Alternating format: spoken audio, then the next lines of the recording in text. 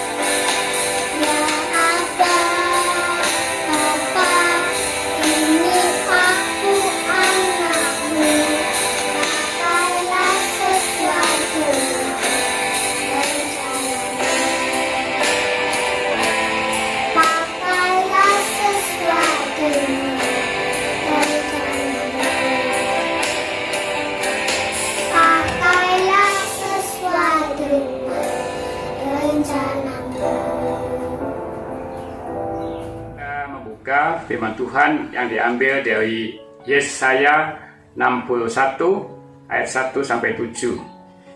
Kabar selamat kepada Sion. Roh Tuhan Allah ada padaku, oleh karena Tuhan telah mengurapi aku.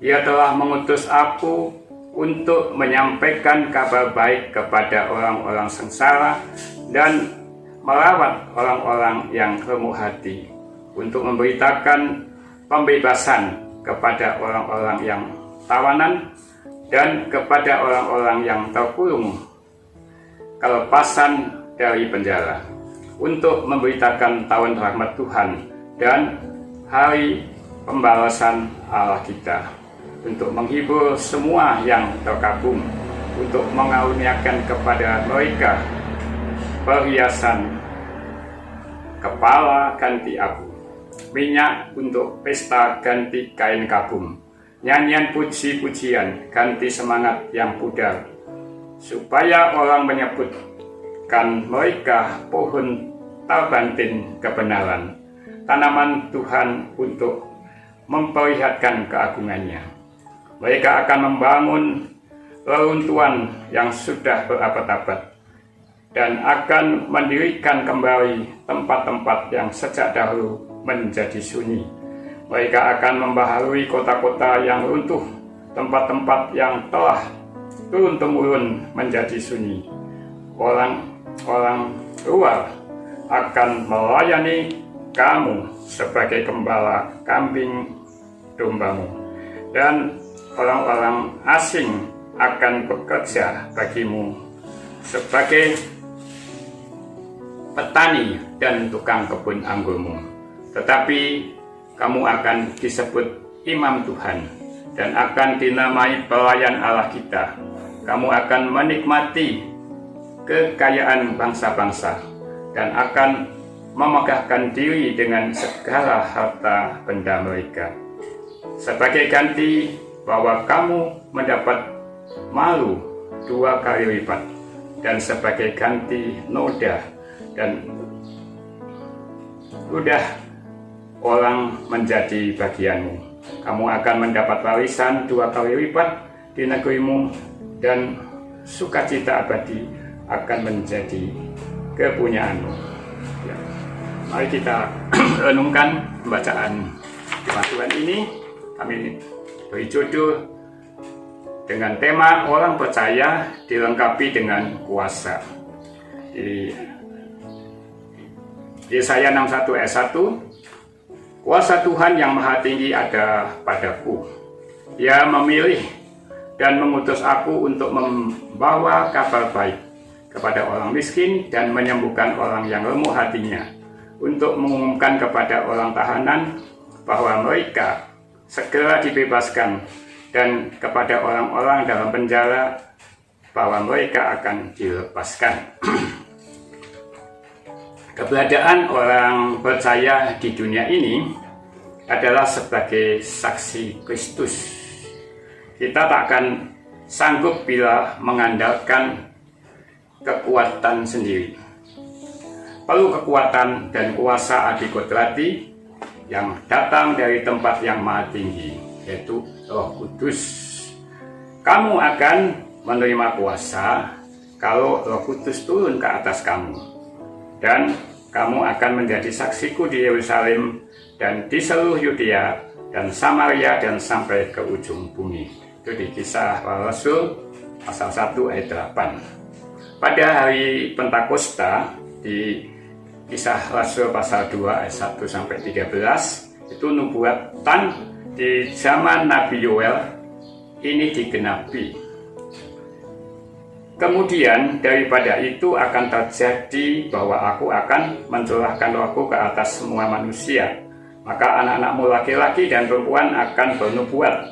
Orang-orangmu yang tua akan mendapat mimpi. Teruna-terunamu akan mendapat penglihatan. Juga ke atas hamba-hambamu laki-laki dan perempuan akan kucurahkan rohku pada hari-hari itu. Itu di Yoel pasal 2 ayat 28 dan 29. Tugas menjadi saksi Kristus adalah perintah yang harus ditaati.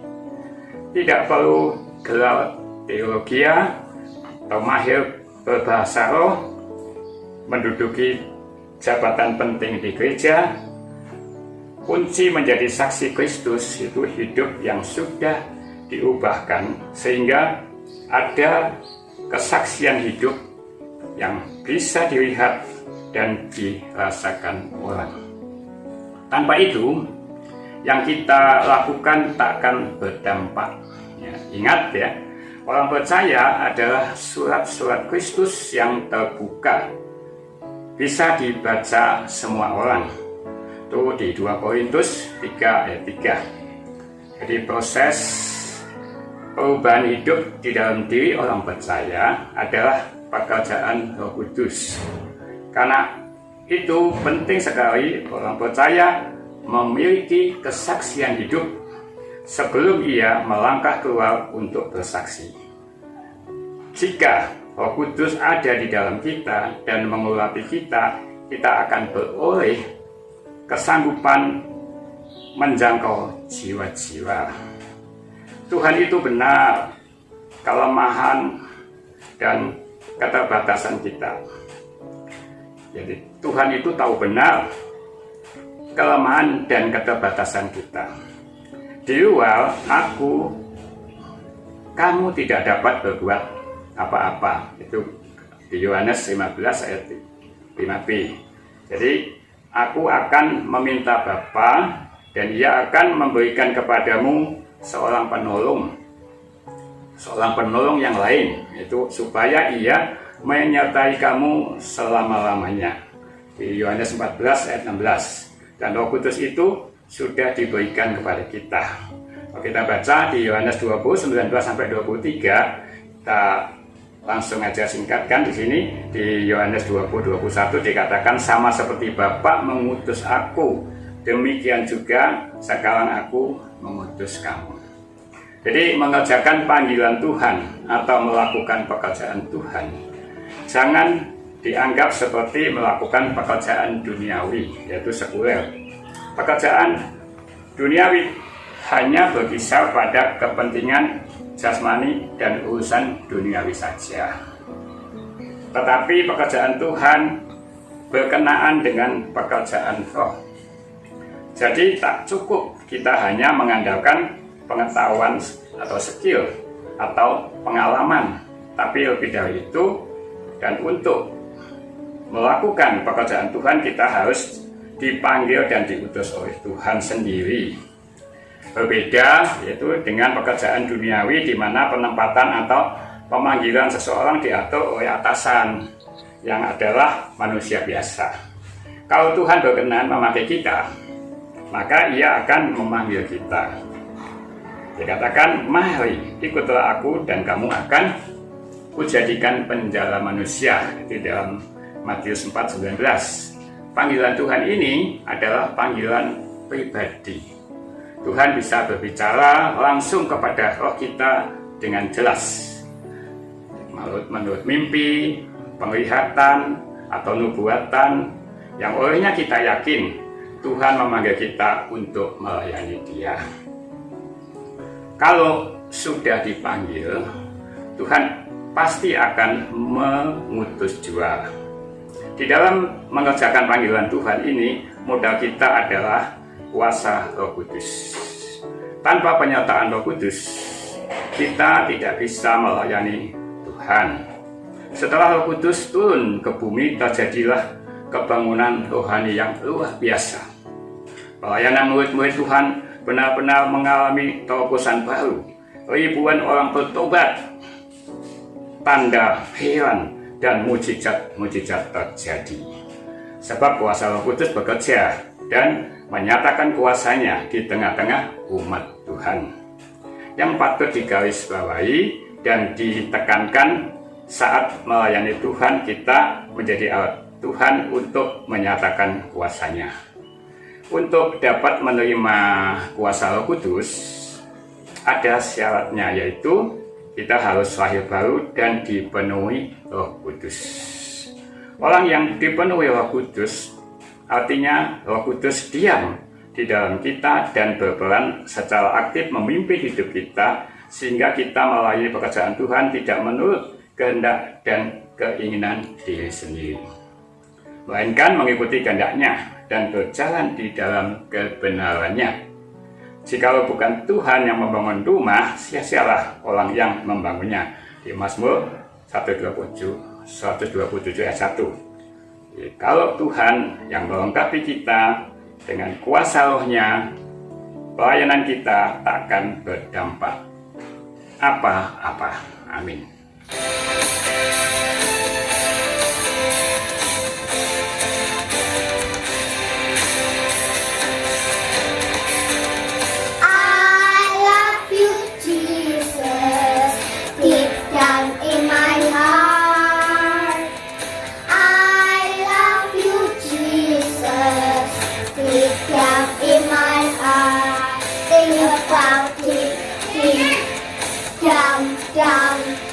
Deep down in my heart, talk about deep down, deep down in my heart.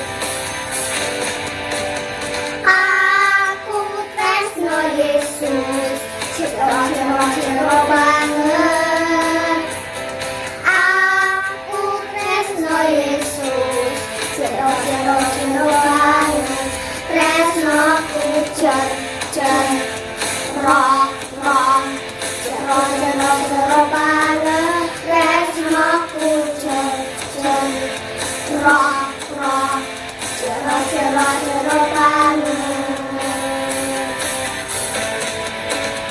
Aku cinta Yesus dalam sungguh.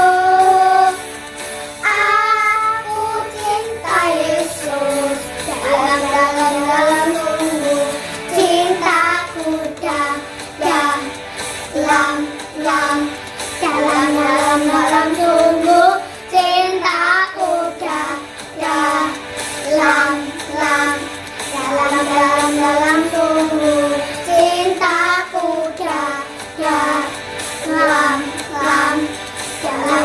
dalam sungguh, cintaku dalam sungguh. Kita berdoa syafaat. Mari kita berdoa. Bapa kami di dalam surga, kami mengucap syukur, berterima kasih. Sungguh luar biasa kami boleh menerima firman Tuhan dan memuji Tuhan. Saat ini kami berdoa buat pemerintah Indonesia di dalam menangani pandemi virus corona. Masyarakat sekitar gereja Kota Surabaya, Tuhan berkati, dan pelayanan pandemi COVID-19, kehidupan masyarakat di tengah pandemi, masyarakat yang kena bencana, Tuhan berkati seluruh program dan kegiatan pelayanan di GKI Gayung Sari, jemaat-jemaat yang lanjut usia, jemaat-jemaat yang sakit, melayani perawatan di rumah maupun di rumah sakit. Tuhan, Pak Pendeta dan Penatua dan komisi-komisi, para aktivis, jemaat dan simpatisan di dalam pelayanan di gereja GKI Gayung Sari. Tuhan, seluruh program kebaktian di gereja yang dilaksanakan secara online, Tuhan berkati semuanya. Tuhan, kami berdoa juga buat daerah-daerah yang terkena dampak bencana banjir, tanah longsor, gempa bumi. Tuhan, gunung meletus, berkati semua Tuhan untuk Indonesia. Tuhan Yesus, kami berdoa saat ini untuk jemaat yang sakit, yang lanjut usia atau di dalam masa pemulihan, untuk Ibu Yeni Wibowo, Ibu Rita, Ibu Nina, Ibu Deborah Atma Lumeksa, Bapak Yonatan Istiwibowo, Bapak dan Ibu Ewan Wijaya, Saudara Cleo, Saudara Andre, Ibu Pendeta Emeritus Deborah Sri Lestari, Ibu Pendeta Emeritus Sin Suryono, Ibu Rianti Ponto, Bapak Ibu Pakimin, Ibu Senah, Bapak Darwinto, Bapak David, dan juga ada yang tidak kami sebutkan. Tuhan juga berkati Tuhan Yesus memberikan kesembuhan, ketekunan, kesetiaan kepada mereka untuk tetap berharap kepada Tuhan Yesus. Kami percaya Tuhan Yesus akan memberikan zaman dan kesembuhan. Terima kasih Tuhan atas semua rangkaian doa-doa pagi ini. Kami berdoa juga buat Pak Pendeta Bowie Simon di dalam pelayanannya. Tuhan kau berkati, dan jemaat-jemaat yang saat ini boleh mengikuti doa pagi. Tuhan berkati semua, berikan kekuatan, kesehatan, dan Tuhan menyertai kita semua. Terima kasih Bapak, ampuni dosa dan kesalahan kami. Hanya di dalam Tuhan Yesus kami berdoa dan mengucap syukur. Haleluya, amin.